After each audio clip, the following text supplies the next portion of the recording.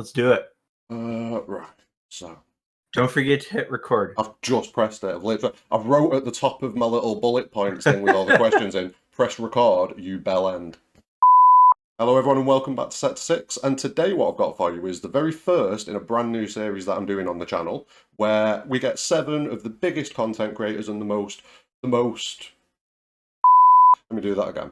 Influential. I was going to say that. Handsome. Yeah.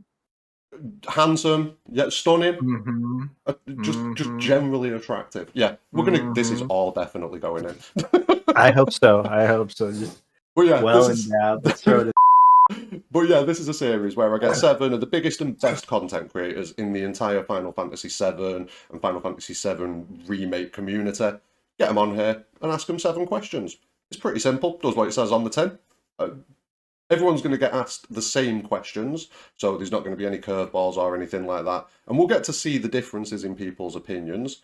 And for the very first guest on this show, it was pretty obvious who I had to get on here. It was the almighty Schrodingers BabySeal, who is pretty much the reason why a lot of you even know about me. So yeah, he had to be the first on. So what I'm going to do is I'm going to let BabySeal introduce himself. Hi everybody, Schrodingers BabySeal here, and thank you very much. It's been an absolute pleasure to get to know Sector 6 and like he said, help spread his content, because his content I think is really fresh, really good, really balanced and fair. And what I have fashioned myself to be in the content creator community for Final Fantasy VII is sort of a emissary, an ambassador of sorts. I run a mostly weekly show. Sometimes it's every other week. Sometimes it's twice a week. Called Seal Team 7. Yeah.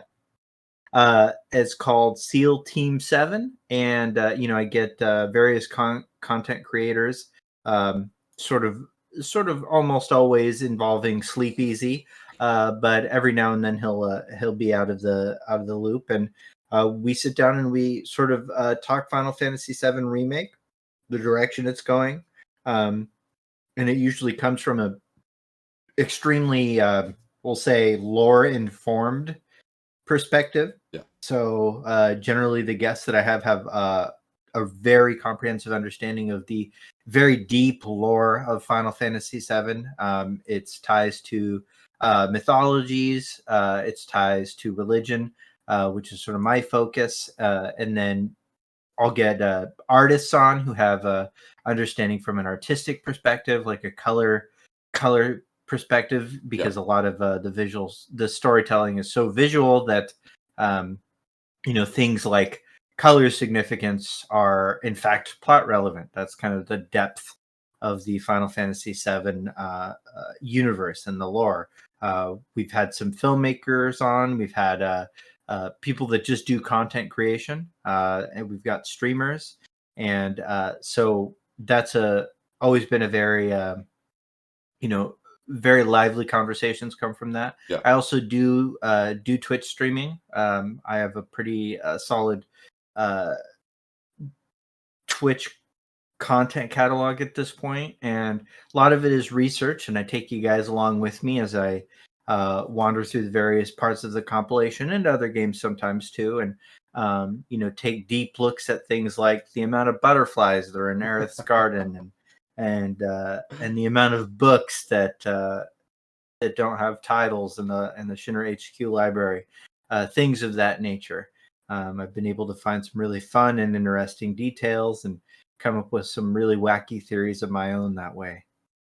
So yeah, that's me. And coming up, I do have some exciting stuff, and we'll talk about that at the end. Yes, definitely. Now, what I'm going to do is I'm going to drop all of the links to Schrodingers BabySeal, so his Twitch, his YouTube, in the description below. Make sure you're going down there and, check them out. Give them a click if you don't already. And also, don't forget to drop a like on the video and subscribe to the channel if you're not already, because it definitely helps things. But I think we'll just get straight into it now. Sounds good. So the first question that we're going to jump into is, what was your first experience with Final Fantasy VII, or the compilation, depending on which order you played it? I'm pretty sure you played 7 first. I sure did. So I'm old enough to have had a PlayStation PlayStation at launch, and I didn't play Final Fantasy VII the moment it came out, Yeah. but it was pretty close. It was when I first saw the commercial for it, which, You went by hard the on the way, marketing. it was not something that happened. You didn't see commercials for video games on television. Yeah. Up to that point, you would get the occasional Nintendo sale or something like that, but um, Sonic had a commercial too. But It was this was mostly the first console time. war stuff, wasn't it? Yeah, Yeah. it was basically console stuff. And so when you see you see the CG trailer, and looking back now, it's like, wow, this is rash. But at the time, my brain couldn't even handle it. Yeah. Like, I was, I guess I was 16 at the time, and my brain could not handle it. And I ended up, probably playing the beginning part of '98. Um, Yeah. and so Final Fantasy VII was my introduction to the compilation, and I got through it all immediately and became really, really obsessed with it. Yeah. And It gets its hooks in, definitely. it does. And Oh. at the time, the internet wasn't really hadn't really fired up yet Well, yeah, to I bet you the had way it was. And 56K, really, so didn't you? yeah, yeah. And so at the time, I was relying on strategy guides that I bought, the terrible art Prima game guides and stuff like Yes. that. And I was convinced for a good year that there had to be some way to revive Aerith, and all those kind of things Oh, spread yes. around for a long Yeah, time. because And those hoaxes, like, they got yeah, about really quickly, but there was no way to quickly debunk them because, like you say, right, early days of the internet. right. And so and I remember at one point I got into I was just trying to find things on the game, and then Yeah. I I found out what fan fiction was from that game, Yeah. and found out that I was not a fan. Uh, I was not a fan of fan fiction. Um, Keep that head you know, canon. and so yeah, that was my introduction for sure. So was that kind of like bonus question, was that kind of your first JRPG, or were you already quite into No, JRPGs at that no, point? no. My very first JRPG was Secret of Mana, Right, cool. which is Seiken Densetsu 3. Yeah. And I did play about a minute of Final Fantasy but I was just a little too young to understand and get into it. Yeah. So for me, Final Fantasy 4 and Seiken Densetsu 3 were my first real JRPGs. Oh, Um, nice. and then I did play Final Fantasy 6, or for us it was Final Fantasy 3. 3. That Yeah. So yeah, 4 was 2 and 6 was 3. And I'm so I so had played glad they both of stopped those. that. I had played both of those, and uh I played both the previous Final Fantasies, but the thing that the game that really got me into JRPGs was definitely Secret of Mana. Yeah. And because I didn't know it at the time, but it never really hit me how impactful that was. But I like the action RPG style of Yeah. Secret of Mana. And also the music was really good. And then the year that Final Fantasy VII came out, of course, I got really into that. Um, and then Xenogears came out the same year, and those were two just incredible. I mean, within the same year for me, Yeah, yeah. from my perspective, I got to play those within a year of each other, and those were the two incredible JRPGs of the time for me. Um, This is it. A lot of people don't really, a lot of younger people at least, don't really have the context of games coming out at different times. And it wasn't yeah, just a week or two different; it was 6 months different in a lot of cases. yeah, So we'd just be sat here kind of waiting, and in Europe, we'd wait even longer. We were the last to get them. So, yes, yes, so yeah, I feel your pain definitely on that. And yeah, it's yeah, great. That PS1 generation of JRPGs in general was just amazing. Like 7 was the first one for me, but then it was straight onto like Xenogears, Breath of Fire 3 and things like that. So yeah, it was a brilliant time. It was a brilliant time. Mhm. So excuse me. So with 7 being like it wasn't the first JRPG that you played, so it wasn't particularly your introduction to JRPGs. What would you say the Right. biggest way that 7 influenced you in general? Because for me, it was definitely introducing me to JRPGs and like just opening up that whole world to me. What about you? How did it impact you? Uh,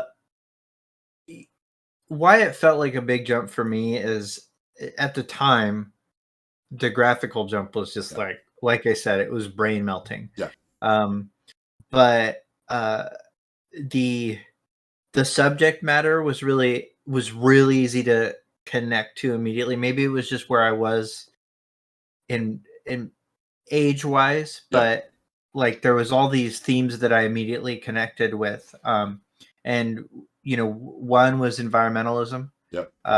There was a And real clear it's environmental weird how that message. theme kind of gets pushed back a little bit, doesn't it? It's almost as if that theme, not by the game itself, but in our minds almost. That's just a weird thing I've noticed. It doesn't get brought up that much, but it is a massive theme. It was huge at the Yeah, time. Like within the context of its release, like now it gets buried because everybody kind of knows, and we're worried aware. about it in a way that we Yeah, kind of want to like pretend it's not there anymore. But at the time, like it was not something that was brought up a lot, yeah. like or at least it wasn't in my circle. And No, so no. in my little world, I just remember being like really kind of concerned about the environment, concerned about the pollution.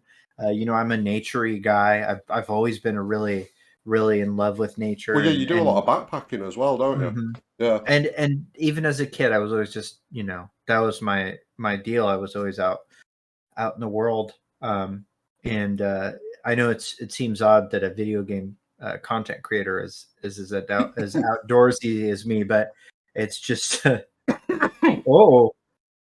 just inhaled some tea. I apologise. Carry on. I'll mute that. I'll mute you know that. I I don't think you should. I think Just leave the death I in don't know. there. Yeah, I'll leave it in. I don't Enjoy.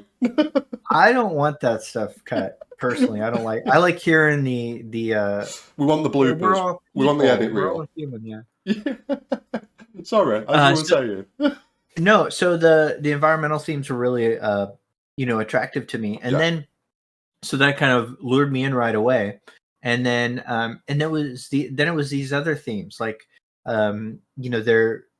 there is a difference between the kind of destiny that like capital D destiny yeah, and the destiny that's first sort of portrayed in the slums in Sector 7. But there's this idea of being able to kind of break your fate a little bit. yeah. The trains It's not set in monologue. stone. Things are not set in stone, and that you have a lot more agency, and it, it was a way. It was like a way to connect with my own actualization, Yeah, and it came at the right time for that to be part of my journey. I know it's sort of it's something that a lot of games do, a lot of stories do. Like it is kind of a coming of age thing. You can change, you can break your fate, you can um, you can get yourself out of a situation with mental health.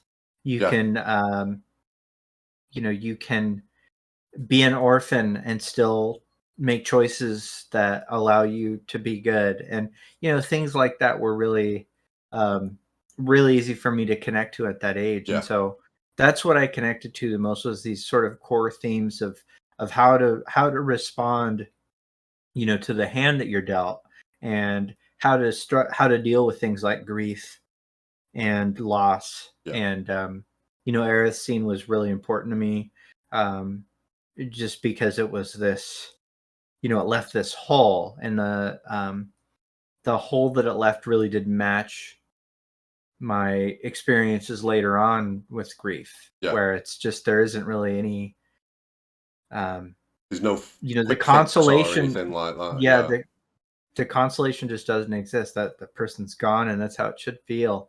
And having sort of a healthy expectation around that, I think, was important for me early Yeah. on. Definitely. Yeah, because it definitely does give you that sort of, it gives you that preparation because you live through that scene with those characters. Do you know what I mean? And Right. it's, yeah, And it's then you don't, and you know that character. And I was somebody that had that character in my party most of the time, my first facts. playthrough. Yep.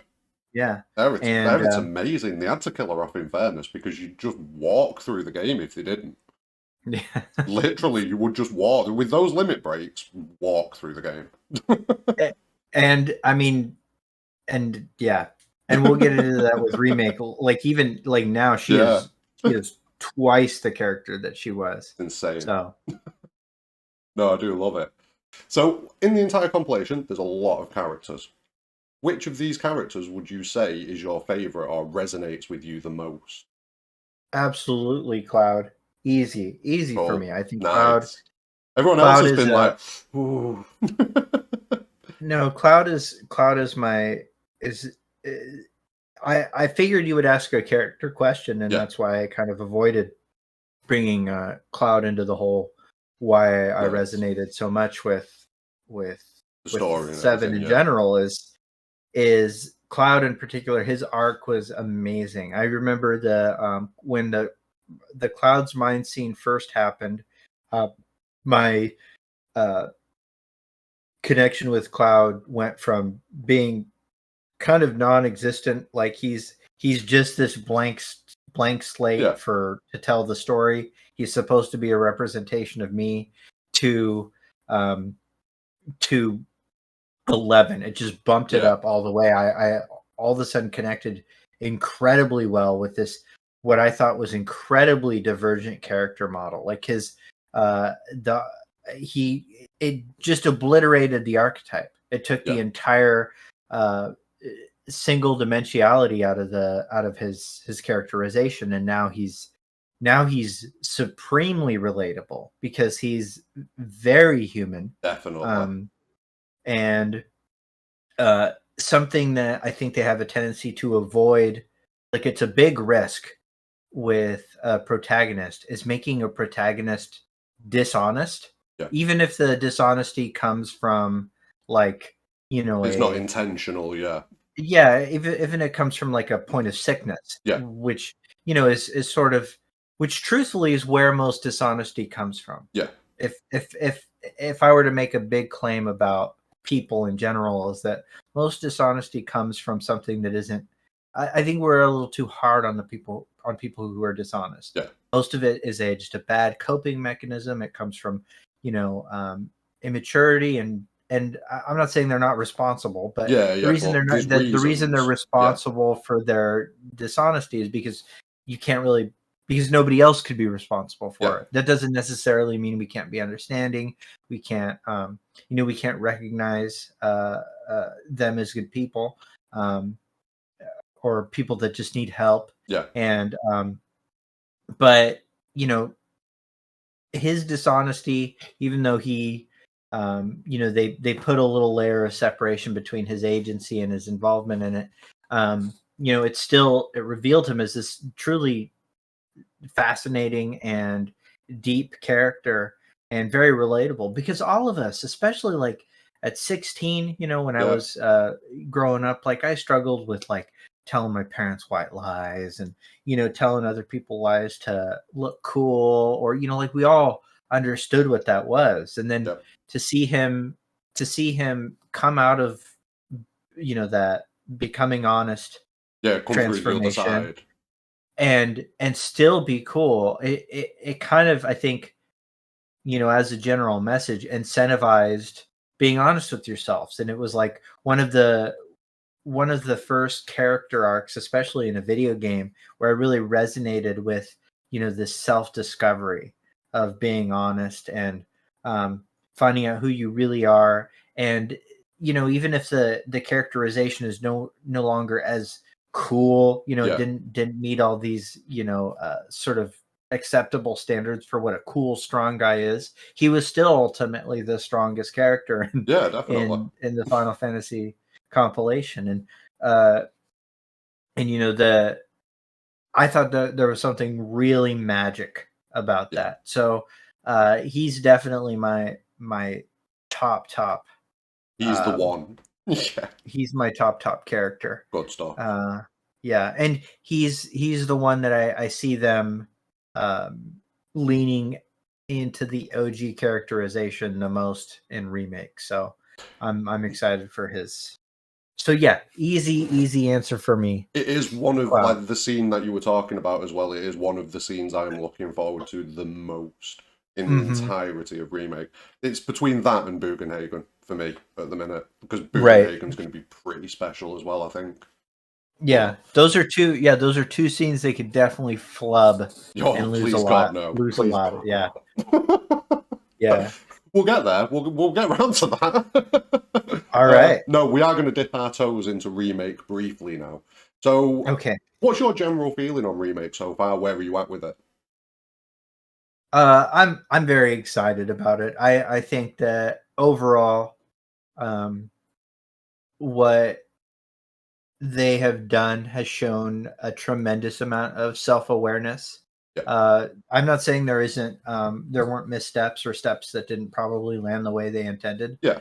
but I'd say the percentage on that is real low. Oh, I'd definitely. say we're looking at 5%, and where things like the ending and stuff like that may not have landed the right way, or there were some tone problems at certain areas, like the plate fall is one that people talk about, and I'm not really worried about like the devastation. Like the devastation wasn't what I thought was wrong with the characterization Yeah, of plate fall. For me, it was more about using it as an opportunity to show um, the class divide.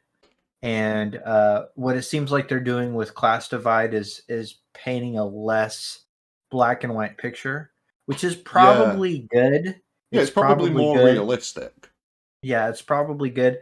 And since they have the time to do it, they may as well. Yeah, But given the time that they had, I feel like that would have the dramatics of that scene were impacted a little bit. yeah, By not juxtaposing like the president over the ruin of plate fall with the classical music in the background, just like how unaffected he yeah. is by it all. Just That sipping was some that was wine. great. That was great characterization. But other than that, I mean, like people, I didn't really like. I didn't resonate a lot with the carnage and the OG Yeah, because it happened so quickly. You didn't really connect with any of the characters. I didn't care about. yeah. I barely remembered Biggs, Jesse, and Wedge because I'm like, oh, look, a Star Wars Oh, joke, and then that was it, And this time, it was a yeah. lot, You definitely a lot care more about connected. them. Yeah, you 100% care about them more. Yeah, and so there's that. There's the meta plot stuff that they're doing, and I'm actually excited about that because I think it gives them an opportunity to tell a new story alongside the old story, Yeah, and I I just they as a team they have flubbed stories before, but they've also had hits. So well, they I'm created Seven. they You know, basically created yeah. And so I'm very willing to give them the benefit of the doubt here and be excited about it. I'm not going to I, something that I try not to do when judging a uh, a franchise yeah, is hold it accountable for mistakes it hasn't made yet. And yes, I yes, will admit that I see that happening in this fandom a lot, where people catastrophize where they think things are going because they have this really strong opinion on the direction that remake is in fact going, and then they've condemned it for that reason. yes. Um, and I think that's I'm against that general type of critique, but um, See, I think it's the beyond that, perceptions people have got locked in their head, like their own, right? like we were saying earlier, like headcanon fan fiction. Like people have got their own expectations of where it's going to go, and some people can separate themselves from that. Like I definitely had expectations going onto it. I'd say that's probably why I have a few issues with the platefall scene because my expectations were different to what we actually got. And that doesn't mean it's bad, it just means it's different to my expectations. A lot of people can't separate themselves from that. And I think that's where a lot of the negativity towards remakes coming from. And I think you Yeah, I bang agree. on with what you're saying. You can't punish remake for mistakes, excuse me, mistakes it's not made yet. You've got to at Yeah, least give it the absolutely. chance. And if it makes the mistakes, open season. Yeah, yeah.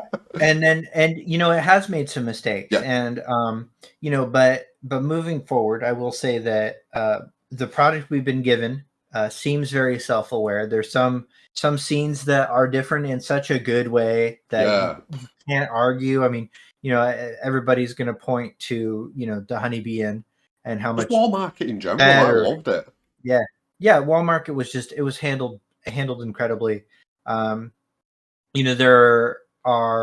there were some issues with like gameplay design and even just sort of story pacing in Yeah, general, that they had an opportunity to show us that we were aware of yeah. with intermission, and I think they did. Yes, And definitely.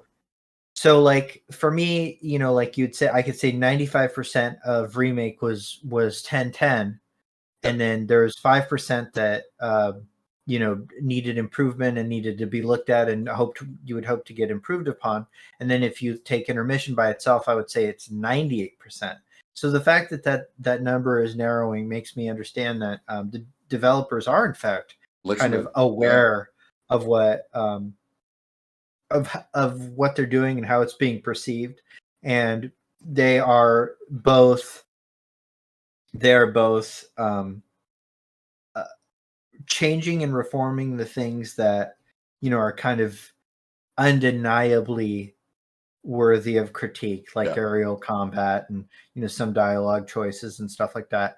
And then, but at the same time, they're not falling into fan service territory, and they're still sticking to the story they've decided to tell, yeah. whether or not we like it. And I think the end of intermission said, "Hey, look, we heard you. This We is know this happening. is an issue for you, but this is our story. This is the one we're going to tell. Just hang in there. Let us tell it first before you decide that Yes. it's this or this, and you hate it as a result." Yeah, definitely. So And it is one of the most damaging things to a narrative, like when a creator hears the suggestions and opinions on what they're doing so far and then alters their plan because they've planned it out for a reason. Do you know what I mean? They've obviously gone the route they've yeah, gone. To deviate from that plan, I'd say yeah, 90% of the time it goes bad. yeah, absolutely, Yeah, absolutely. Because we have to remember, most of us are fans yeah, and not writers. Otherwise, we wouldn't have the time to be commenting on this. Like, exactly. if we were successful enough to be creating our own stories, we'd be out of the public limelight, and people would be paying us top dollar to create these stories. Give it time, we'll get So there. We'll come fair enough. together and create the ultimate community game. Yeah, yeah. Okay. Oh, I'm sure it'll be great. that'd be dreadful. Oh, that'd be amazing. Now we're gonna dip out of remake for a minute. Well, Okay. it depends. It depends. Your answer might be from remake. So in the compilation, there is a lot of music. Which track? And yeah, it's a tough one. This asking you to narrow it down. But which track would you say you enjoy the most from the compilation? Um, I would say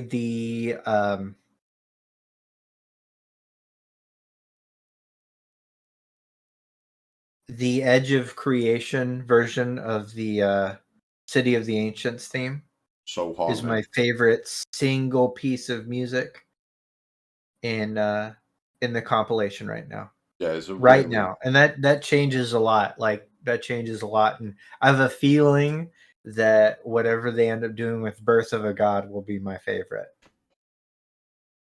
yeah.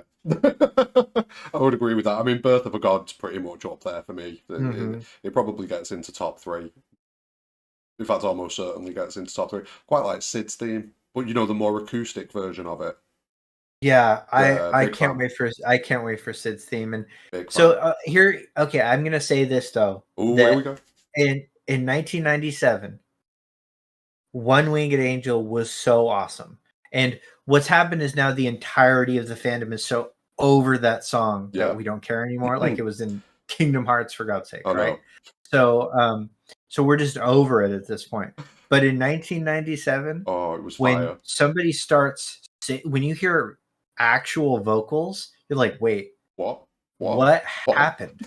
I don't understand. Like the game has been MIDI, like just straight up, you know, complete MIDI music, and just all of a sudden it goes to like a audio track from like a CD at the time, you know, and so like I remember my brain was just breaking when Safer Sephiroth came out.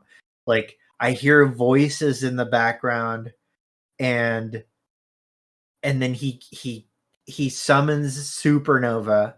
Like the context of One Winged Angel the very first time, insane, cannot be matched in all of like the history of Final Fantasy. It's like a crescendo as well when you go through, like, you've got the Genova synthesis fight, then the Bizarro Sephiroth. Crazy. And that is one of those nostalgic takes that I do. I feel bad genuinely for the people that were born too recently to ever know what that kind of experience is like, where something raises the bar at such a fundamental level. Like you did not hear voices in music on video games at that time. It was bleeps and you and bloops.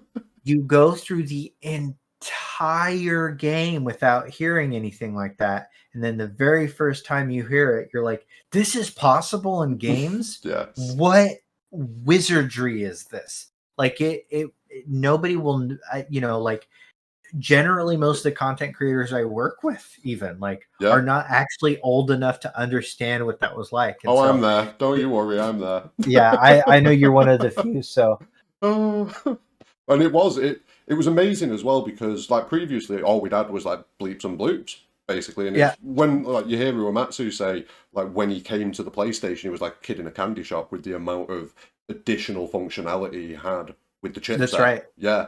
And it's also impressive the way they built on that, and it set the tone. Like Final Fantasy VIII, regardless of what issues there are with the actual game, the music in 8 is absolute fire, and it definitely builds on like the vocals in the musical tracks like we get at the end of 7 and just runs with it. Yeah, and it begins with it. So it's like this is where we're at now. Like what you know, Final Fantasy VIII really did do in context of the time it was released was it elevated the level of quality that we expect from RPGs to 100%. An extreme degree, and they all have, you know, up to that point. And so I guess that's my answer is for now.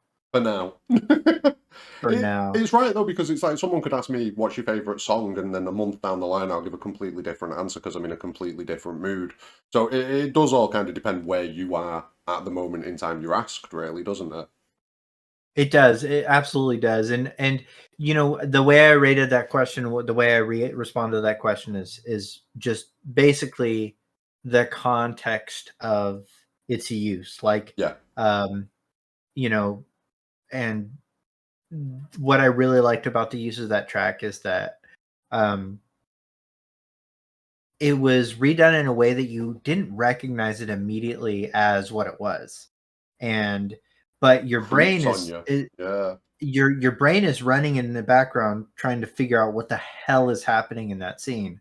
And you know, like he's omni slashing and you're like, wait, this is what is happening? Like you can't even tell if Sephiroth is your enemy at this point. Like it's very confusing. And then in the background there's this like new progression scale for the song. And you're like, I kind of recognize it, but it sounds so different. And then you listen to it on its own. You're like, that is exactly the City of the Ancients theme. It 100%. It connects you back to that original game. That was what it did for me, at least. I was just kind of sat there like, oh, what? Yeah, because it connects you with that scene too. Like the scene. the scene, the turning point of the game, and it's like, okay, all right, this is super important. Whatever's happening here is super important, and Pay and attention. so it was. So its function in the soundtrack was, I think, what's making me answer that way right now. Yeah.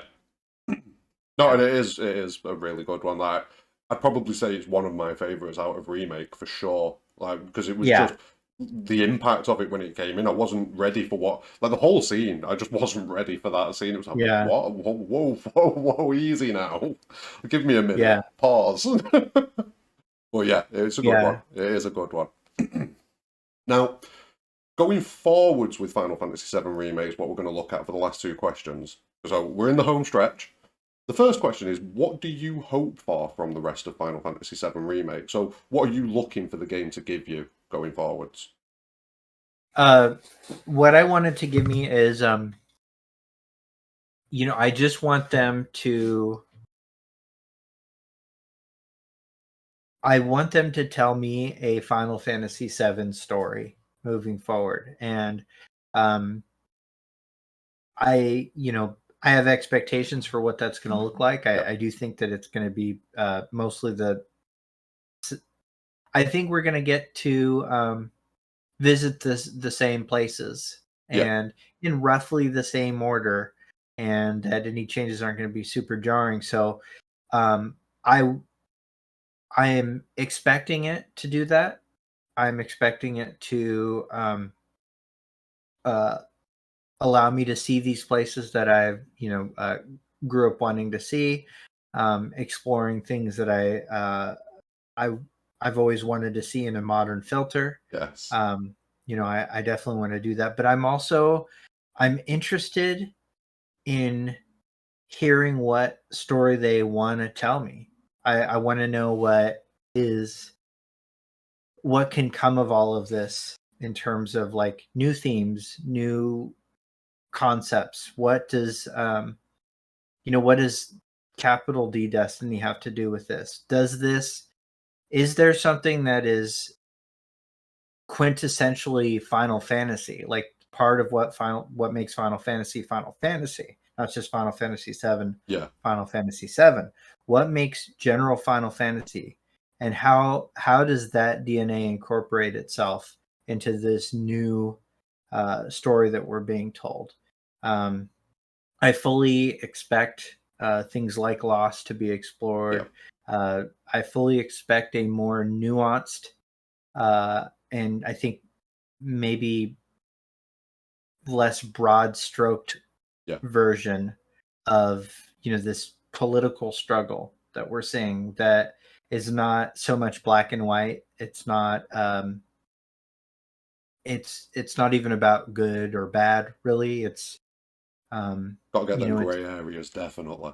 Yeah, a lot of gray areas showing the showing, and they've done that to a degree already with showing some of the hard work that the people that work for Shinra had to do, and sort of highlighting who the real victims are of that kind of behavior and that kind of corporate greed and stuff like that. Because it definitely humanizes like the general Shinra employee. You would normally just like, oh, the Shinra, that's it. Right. Yeah. Right. And I am expecting more of that kind of characterization moving forward, with giving us a more complete version of this world that was built, which is very much a mirror of our own. And so, yeah, that's generally what I expect from Remake moving forward. Yeah, and with what they've done so far, like I would be confident that you'll get what you're looking for there, definitely. Because I mean, even with Cloud, they've made him quite a bit darker than he was previously. Because in the early game, he's not, he's aloof, but he's not dark. Whereas in Remake, we see him ready to literally chop people in half just because, like Johnny. Look at what he was going to do to Johnny. He was going to kill Reno, Johnny, and he was going to kill, that poor Sephiroth clone that lived. Yeah. Oh yeah, he was, wasn't he? I forgot about that. When he draws the sword and it's the door frame. Yeah. Oh, that was a beautiful moment of panic. That I love that. Yeah, and so I think they nailed his characterization. Like he was. It's a tough thing. I think a lot of it is pacing, right? So Yeah, they only have a single game to tell the story in, and it's right before we get kind of an understanding of his side of things with the Nibelheim incident, and so the way they had to kind of balance his character arc without making him. I mean, if he were literally his character from the OG, yeah, but just in this, he would not be a character. He no. wouldn't even need voice acting, really. Like he is so Just a little he'd be text so box pops flat. up. He's so flat. So instead getting like about a 1/3 of his characterization in this game was a really, really subtle touch. And Yeah, so looking forward to getting character arcs for these characters that maybe didn't get arcs, like you know Tifa is a great example of this. Like Tifa didn't get her arc at all. pretty much, yeah. um and so she had so little development in this game that um i'm I'm kind of surprised that she's as popular as she is, but she's been popular for a long time. Yeah, But definitely. and so you can't really like get away from that. But I'm excited to see more of what makes her tick, and I expect them to do that. I expect them to give each of these characters that have you know uh little to no characterization here their time to shine. And then also new characters. New Yeah, characters are going to get their time too, and they can develop characters in I think a pretty short period of time. And now even Yuffie, who had zero characterization in the OG, now has this complex yeah. characterization. And I'm excited to see what that looks like moving forward. Yeah, it's going to be interesting to see how she first interacts with the party as well, given what's gone on. Like, does it end up being a very similar interaction to what we got in the original? I Or think it will. yeah, this is I it, think or it will will. the events change it considerably? And I mean, I don't know, I think we're going to bump into her at Fort Condor, you know? That's my gut feeling. Yeah, Oh, I wouldn't be surprised yeah, if it was either right there or like I around. mean, I first got her in the forest right next to Exactly. Fort Condor. Yeah, So yeah, I think that'd be a good place for sure. And I think that she'll have that same aloof personality that we we got in the OG, but it'll make a little bit more sense now. It'll yeah. be like she's in some kind of shock denial Like of a that this coping is mechanism kind of this is thing. her coping Yeah, mechanism. It has a little bit more I think it'll have a little bit more weight. It'll feel a little bit more tragic that she's so carefree and happy, because we know that instead of it being just an offshoot of her happy personality, it's in fact, you know, something that she does to mask yes. healthy dealing with grief and stuff like that. So there will be a inherent sadness, and there's this opportunity to expand on this relationship she apparently had with Aerith. Yeah, That's even touched on some Ultimania, and we only get a glimpse of during Aerith's death scene, where there's this really sad connection between the two. And so we know what Aerith has this kind of sort of sixth sense about feelings and grief and this emotional language. And so I get the sense that they're going to be able to bond over that, and there's going yeah. to be some healing over that. It could potentially be as well that the whole thing with Sonon could kind of like stay bottled up inside her up until that point if it still goes down in the same manner. And because of the Absolutely. similarity between the two events, that's when it comes to the surface potentially. I think it's Yeah. building up to something in Wutai as well. I think we are going to get like a pretty big blowout emotionally for Yuffie when we do eventually get to Wutai. So yeah, Yeah. I'm quite looking forward to how her story pans out. 100%. This is the fun one, so we're on the last question. And Okay. what I'm asking everyone to do is make one can't even speak. Make one prediction that you're quite confident about that's going to happen in Final Fantasy VII Remake's future. So it can be anything you want. I don't want to pen you into like what's going to happen with Zack or what's the deal with Rufus seeing the Whispers or anything like that. But just something that you're confident on. I am confident Cool.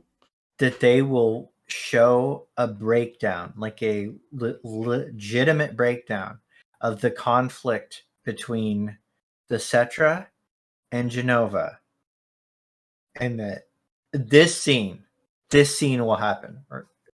Okay,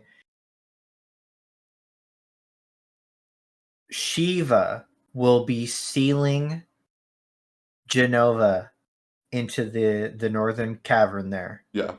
And Genova will slowly be attempting. We will find out that Genova's form is not the feminine form that we are used to it. It's something more grotesque and alien, something along the lines of Dreamweaver. Yeah. Yeah, because it says that she takes a form that the set, that's familiar to the Cetra, she can read your memories, and she can even appear as dead ones. Yep. And so that there will be a scene where the reason that Genova looks the way that she does is because she's frozen while she's attempting to take the shape of Shiva. That is my exact prediction. Mate. that will appear somewhere.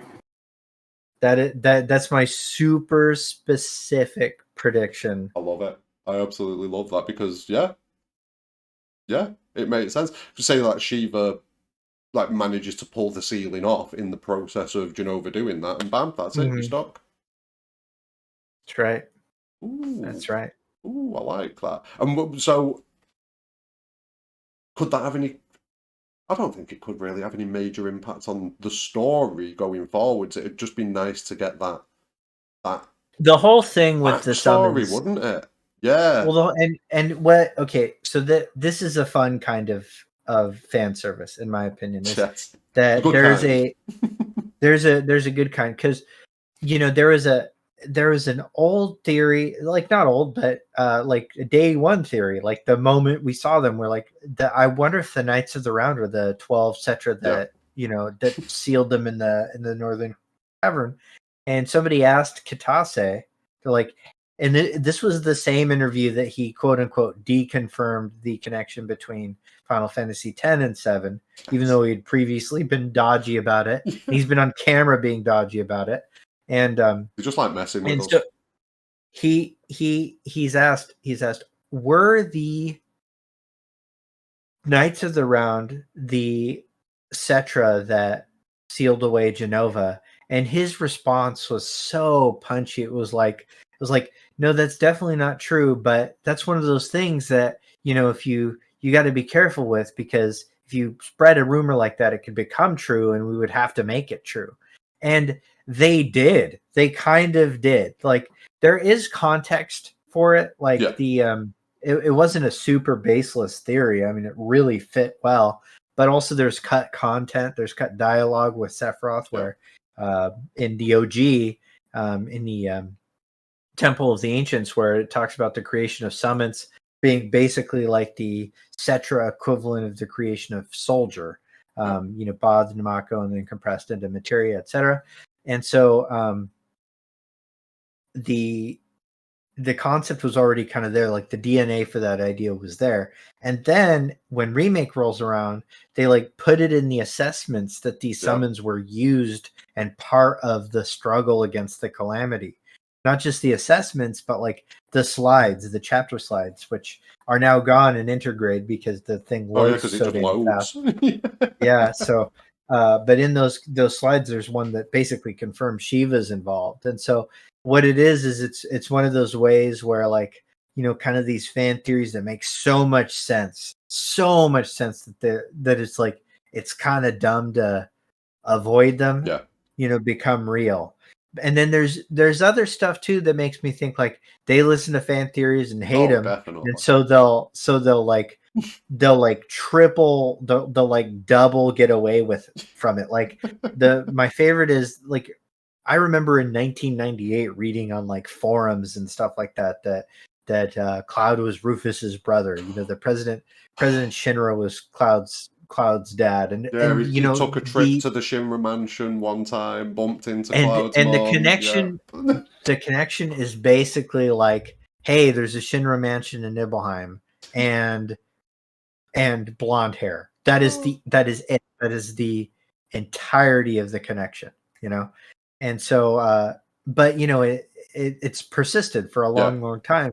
And so like, Well, there's what loads, do like the they, Marlene theory from the previous episode of SEAL oh Team yeah. 7. Go and watch if you haven't. Yeah, that's persisted a long time. Yep. And you know, it feels like they kind of lean into it sometimes, but they with with the Cloud Brother thing, Yeah. like what they keep doing in the compilation is just making President Shinra like already have children in the area. Like, you know, he has a bunch of bastard children. Yeah. There's like two brothers. It's like, no, just that's not Cloud. Here we have these other two characters. Like, we're gonna keep breeding off President Shinra until like it seems very unlikely that that's what's going on with Cloud. So It would be interesting to get some kind of information on Cloud's father. I kind of feel like we're never going to get it. That's my I think gut feeling. you know, that's one of those things that the amount of satisfying answers is very narrow in Yeah. my opinion. And so it is one of those things like, you know, like if they answer it, they got to be careful. Yeah. I'd kind of You know, much prefer it if it wasn't anything to do with his father, you know, why he's able to be so powerful. I'd kind of prefer it to be like an environmental thing possibly or something like that. I want them to acknowledge the mystery of it. Like Yeah. they kind of did a little bit in when you beat Top Secrets, there's Chadley sort of alluding to Cloud having this infinite potential. Yeah. And the potential was enough to like make him free of bondage, which is this red flag for all the, you know, the way that final line ties to the general themes of Remake are interesting. They're definitely significant. Chadley's very interesting in general. I don't think we're done with that boy. No, they better not just throw him in a corner. Yeah. He's important Yes. to the meta plot. He's a product of the meta plot somehow. But you know, like, so acknowledging the mystery of his power is important. If they're going to if they explain it, they need to explain it in a I think a very satisfying way, and it can't be some dumb like his dad was super strong. Like, or it can't be like some Metachlorians thing.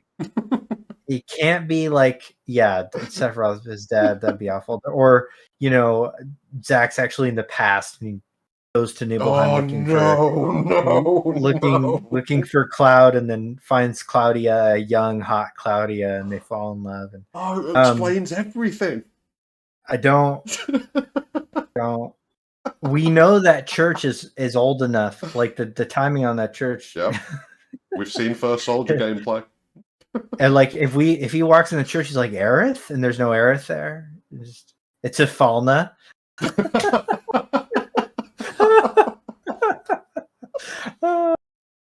Okay. All right. I'm sorry. That would be amazing. They need to address it though. It's too big a question. But it all depends on how they do the Nibelheim scene. Like that is one of those scenes that there's too many versions of, and the way they played it in Last Order was really bad. Like that basically it was the Genova blood on the sword that when it stabbed Cloud, he got that green glint in his eyes, and they thankfully moved away from that in Crisis Core. Yeah, they made it 50% better. Yeah. Well, Genesis. Yeah. I mean, sans Genesis. Yeah. It was half better. If they cut Genesis out, it would have been perfect. Yeah, that's it. It would have been beautiful. But no, like, I've always had a weird headcanon with Cloud and like his powers where, you know, the scene where he ends up going after Tifa when they're children. So she goes up to the mountain and he chases after her and shit goes down. Something happens to him then, because there's a lot of condensed Mako in the area, that sort of thing. I've just always had a weird headcanon that in his childhood, something happened, and that's probably the point. And then from that point onwards, he's grown and grown and grown and grown. But yeah, if you know, I think the smartest play, and you know, I could be wrong about this. That's what's great is once again, Yes.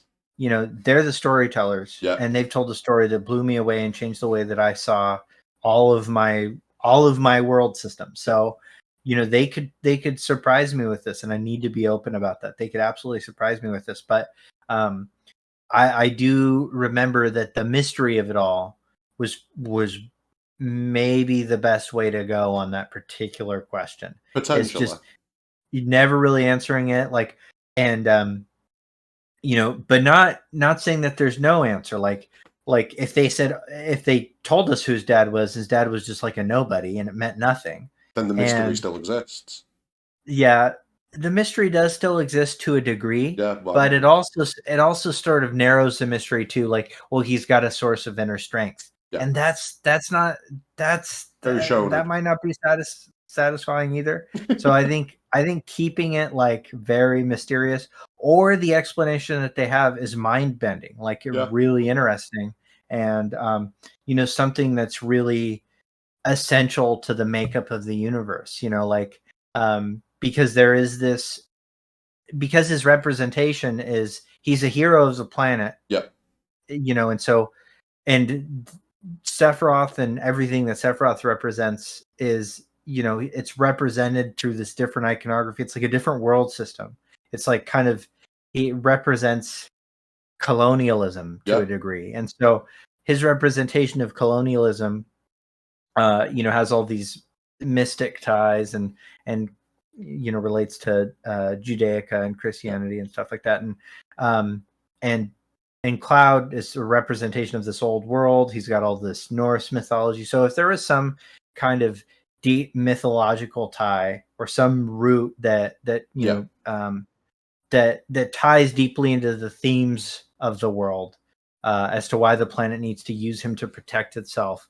I think there's I think there's potential in a story like that I'd be really interested in. And a very Um, interesting point that comes to mind from what you've just said, like with the mhm, planet identifying him as like its hero to a certain degree.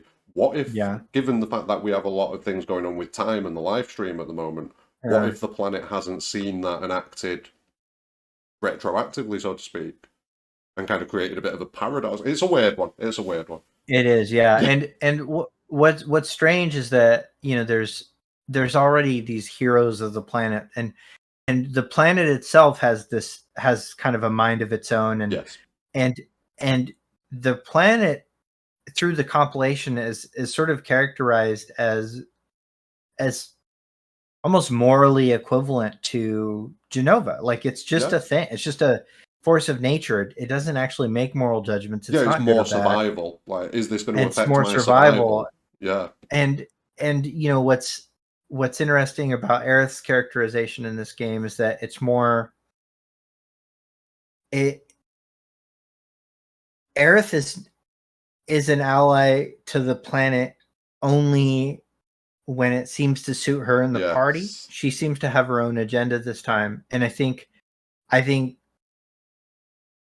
what is being drawn is a distinction between humanity and the planet, and that sometimes the planet's will does not serve Yeah. humanity, and so it's about finding the balance. And so each sort of group needs a representative, kind of a hero. And And it circles um back to the environmentalism thing as well, because yeah, it comes down to the survival of the planet and what's right for the planet, and is humanity right for the yeah, planet? yeah. And what does humanity need to do? How does it need to change to become the stewards of the planet? Because the Cetra actually failed as stewards, Yep. and so, yeah, it's interesting. So there's a lot of potential for good storytelling in there. And um, I think that if they can't tell a good story in there, if they don't have room for it, then their best bet is to focus on stories they can tell, Yeah, keep the and will still mystery give us alive. satisfying, Yeah. and keep the mystery Well, alive. this is it. I And mean, even before the remake project was even a thing, we were all still talking about Seven, 15, 20 years later. It was still a game absolutely, that people spoke about and people love. And I think a lot of that does come down to the mysteries that were left in place by Seven and the compilation. So there's definitely a lot of positives to them leaving mysteries in place, 100%. Because it just Yeah, guarantees the absolutely. longevity of the franchise in the fan base's Yeah, hearts, so to speak. yeah. Not everything needs answers. Yeah, Um, but if you're if you've got a confident answer, and they've had 25 years to yeah, think of what the answer is, and they want to tell the story, I'm here to listen to it 100%. and here to decide if I like it after I Yeah. watch it. Shit on it if you don't know I'm buzzing. That's right. That's right. Just Just go straight tear it for it. apart. Yeah. It's Just be a complete hate stan. no, it's amusing Yeah. to me, like you were saying. Then they've all been thinking about this. One thing that I've always thought about is like, what must those meetings be like? When they're all trying to I sneak plot points in on each other and stuff like that. Mhm. Oh my god. Mhm. Oh. It'd be fun to be a fly on the wall. It definitely would. I Yeah. bet there's been some knockdown dragouts, and we would never know. No. We would Oh never no. know. They would tell a cheeky story about it later, where it sounded funny. And It it sounded like, wasn't. oh, he thought Yeah. he wanted to kill all the characters, and then I was like, hey, let's just kill one. Like that sounds like a fun story looking back, but I bet at the time they Yeah. were just like, That was heated. yeah, they were calling their wives Yeah. and Katase top off in the corner, like, let's fucking go, boys. yeah, just I bet yeah they're on the roofs with their shirts off in the Yakuza rain, just style. just one idea wins. Oh, I'd pay to see that. That'd be so worth it. Oh, no. But anyway, that was brilliant. So that's all 7 questions. How was it? Not too painful? Not too Not at all. It was great. good Oh stuff. That's yeah. what we If like you've to got hear. 7 more, I we can do it. Well, there is going to be 7 more coming in the future for sure. Like, I'm That's good. genuinely, we've got some absolutely brilliant guests upcoming. Some of them you might know from SEAL Team 7, hint, hint. So keep an eye out for that. It's going to be dropping each week now going forward. So I'm going to try and drop the next one a week from now and then so on and so forth. So keep an eye out for the next episodes. But Hmm. is there anything else that you'd like to say? Anything else that you'd like to direct people's attentions to that you've got going on in the near future? There is, in fact, and I appreciate you asking. Good stuff. I will be running some speed runs of Final Fantasy VII Remake. I'm going to be doing full sit down playthroughs, and I've got a goal in mind of sub 7 hours, which I'm going to be doing this blind. I could sort of cheat the process and do practice in the interim, but I don't think that's as fun for the viewer. So I'm going to be starting blind, and then probably be doing it once or twice a week until I've reached my goal. And you'll be able to find me on Twitch doing that, twitch.tv/Schrodingers BabySeal. Description. Uh, the other thing I've got going is that we've got obviously more SEAL Team 7 coming up with some Yeah. big guests, big guests, bigger than I've had so far. The At the time of this recording, the Materials Ultimania Plus has not come out, but it will be coming out within a week of today, and so expect some content in response to both the extra content that is in the new Materials Ultimania that's regarding the intermission DLC, and then possibly tidbits on the ending, and maybe even tidbits about part 2, and then also a full novel by Nojima called Traces of Two Pasts about Yes. the origin of Aerith and Tifa. Both are going to be completely new looks at those characters, and so I will be, as soon as that is available to get translated, I will get it translated, and I will be making content and probably SEAL Team Sevens around that. So I'll keep everybody posted via Twitter and YouTube on that stuff. No, I'm brilliant. And like I say, all the links are going to be in the description below. Follow me on Twitter, follow Baby Seal on Twitter, and you won't miss anything. Between us, I think we pretty much retweet everything that goes on anyway. That's right. Yeah, so you trust me, you won't miss out. But yeah, I mean, we're eating well over the next few months, even though we've not got Remake Part 2 on the horizon or anything like that. Still loads of stuff going on. Like, they'll definitely sneak something into that Ultimania, 100%. Yep. 100%. And we've got potential for stuff at Tokyo Game Show. I know Yes. it's a little low. Chances are, if I were to put money on what they're really going to lean into, it's actually going to be Kingdom Hearts. I know 16 seems like the obvious play, but it sounds like 16 is going to get its own kind of treatment. It was Based on interesting what Yoshi P said about that, wasn't it? Like, yeah, when we next get news, we're going to get the game very soon after. Or at yeah, least that's what they want. possibly even with a demo. So like they might release a trailer and demo and then the game very soon. It would fit with what they've done with Origin as well. Yeah, and I just don't I don't think that that's a bad play for them. For that, but with 7, they're trying to keep people involved in a multi-part single franchise. So releasing snippets of information isn't a bad idea. They've been actually like kind of telling us, no, like we really have some stuff. Like we at the First Soldier event, like Nomura wanted to tell us more about part 2, but was kind of told that he couldn't. Like they've got stuff going on for it. They're excited. And then also that's another thing. We've got the First Soldier coming out. We've got that's this year. That's this year. And then we've got Ever Crisis coming out next year.